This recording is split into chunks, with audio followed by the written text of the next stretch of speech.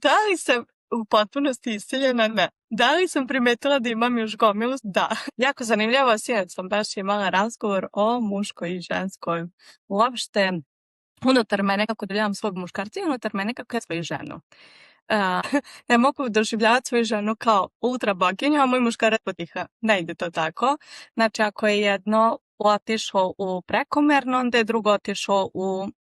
Ako jedno ode u plus, drugo mora otići u minus da bi tu bio balans. Ne može jedno biti u balansu. Tako da, evo, sinoć sam komentarisala gde me napravo i dalje beži taj deo ženske energije, to jest muške energije, koji dalje imam tu neku jako izraženu ne balans, moniju, tako se kaže, da imam izraženu disharmoniju, ali naravno to sad me i očitava prvo na mom životu, na mojim odnosima, na svemu se to očitava, na mom danu.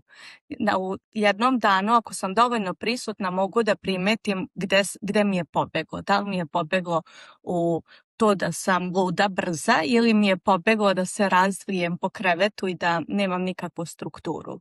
Tako da, eto, to je svakodnevno motrenje na sebe.